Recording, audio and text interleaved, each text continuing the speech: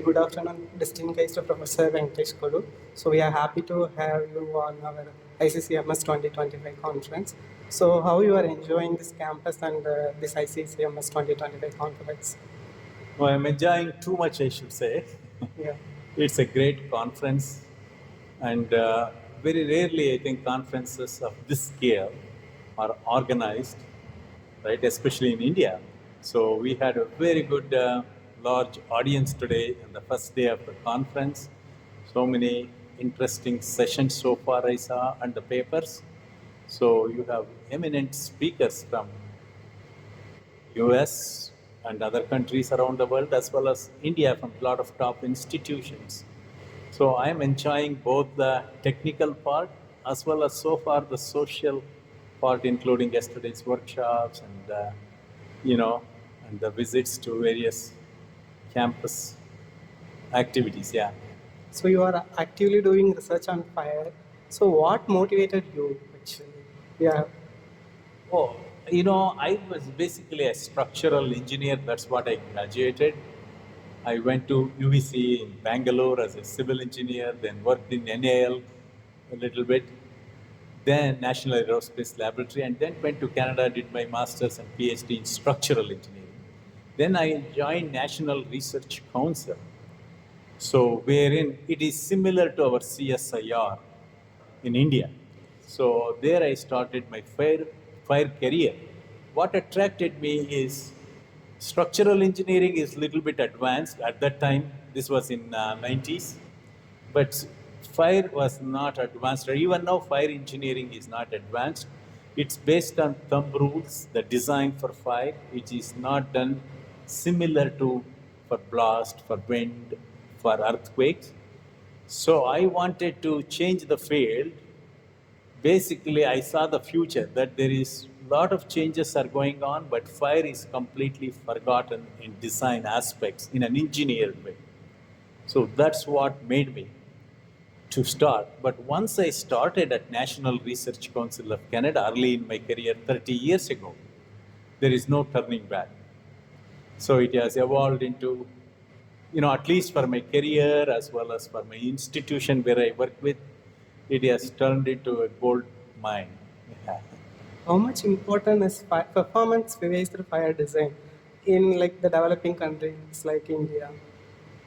It's very important because, as I was telling you in the little bit of my overview today, and which I will be talking tomorrow a lot, fire design is very important because fire is an extreme loading event.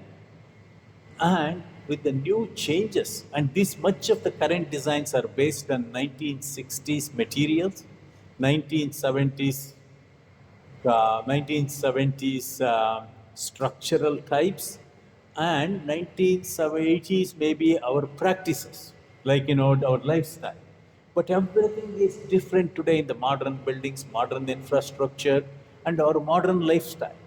So this you cannot prescribe it, right? Based on always you cannot use massive structures which we used to have thick walls or very thick slabs or columns. Everything is becoming very slender, slim, just like we want to become slim, right?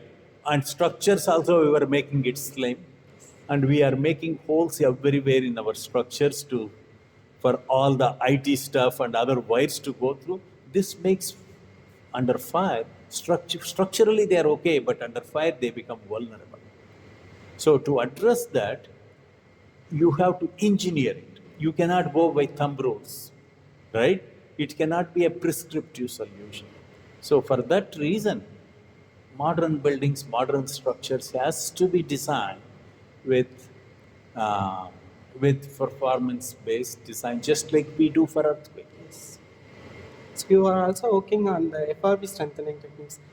Like when it comes for a practical implementation, what are the challenges in this? FRP is a very good material, very attractive. It first came into aerospace. I learned a little bit on that when I was working for Russian aircraft in NAL. At that time I was working on MiGs, but there was a lot of applications It used to be used aircraft, then it's slowly coming into automobile, and now it's coming into everywhere, including our infrastructure. Very high strength, but there are 2-3 problems. And also today, very quickly you can fix FRP to strengthen it, or retrofit it, or rehabilitate it. But the problems are, it's a brittle material. Very high strength, but brittle material. The second problem with FRP is bond is a problem. Like steel and concrete, they are made for each other. They live ever happily, ever after. But FRP are to develop bond between that, or still we don't have good techniques. The third problem is fire. Concrete, steel, masonry, they are all non-combustible. If there is a fire, it doesn't catch. FRP itself, it catches fire. Not only that, it loses its strength, stiffness, bond very quickly. In addition to that, you have a problem of, if concrete wall is there, no issues with smoke. I mean, there will be smoke because of the fire, but not coming from your concrete wall, steel wall, right? But FRP releases lot of toxic gases. It can kill you quickly. So FRP fire issues is one of the major problem to be addressed. If you want to give some advice to the young engineers and researchers, what that would be? I already told you just a couple of minutes ago. So, young engineers, you are talking about civil engineers or anyone? Civil engineers. Civil engineers.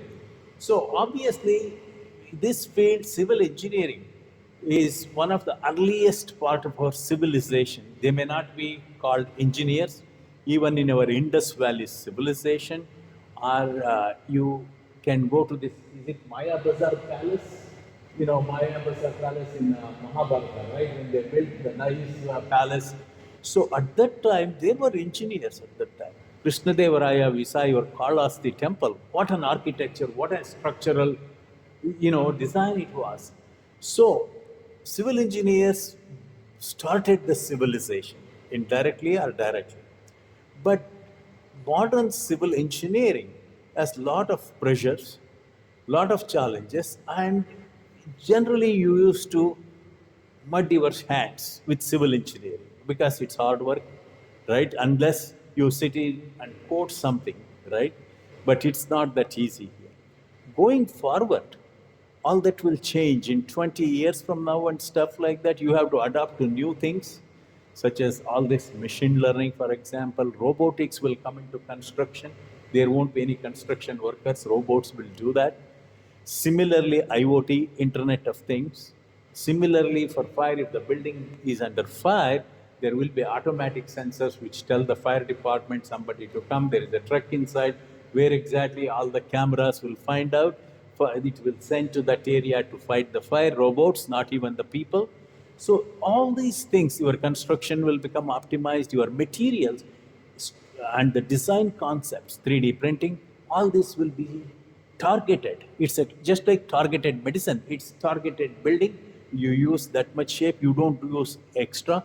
All this will come in, and there may be some reports, but it's not going to be like current prescriptive codes, right? For that, the design has to be done using maybe machine learning, but we need engineers to do it. So it will evolve. Civil engineering will evolve. If not now, 20, 30 years from now, it will be entirely different. The second part is, just like we are aging, you guys are young, you are energetic, is good. But as we age, we get into all kinds of problems. Our infrastructure, which is happening in India, it's only a small part happening. India needs 3 times the infrastructure what it is developed to make sure everyone has access to the basic needs even. So when this has to happen, lot of infrastructure has to be built, but the current infrastructure will face deterioration, needs retrofitting, strengthening, rehabilitation. All this requires civil engineers. There will be a lot of opportunities. So as you are finishing civil engineering careers, think about how you can set up your own startups. This is happening to some extent in China more than US. How you can start startups in technologies such as retrofitting. How can you develop a camera to see after the fire damage how much strength is left, camera app. so that you can quickly do that. You know what I mean? Things like that, for example, how much it has to be strengthened a structure which is deteriorated. Whether you can detect by sending a robot where the problem is in that structure, automatically you set up the robot, it will go and at a drone, it will do that every 10 years. So there is lot of opportunities for new startups, new, what should I say, even your designs and stuff don't depend just on the, I mean, you meet the code, but you can go beyond the code to save a lot. So that's how you will advance the engineering. This requires not only a lot of talent, but it requires manpower. So going forward, there are a lot of great opportunities for civil engineering. Thank you so much for your valuable answer. Do you have any concern about publishing this video content in online? No, I don't have any on that. Lastly, if I may add, this campus has come out very well, as I mentioned, right? So it's under the leadership of your director, Professor 𝗘𝗃𝗃𝗿𝗃. I am amazed, my first time here, and I am amazed at the campus and how the infrastructure has come out, and also the quality of students and volunteers here. It has been an enjoyable first visit for me. And we are also happy to have energetic professors like you. Thank you so much. Thank you. Yeah, excellent.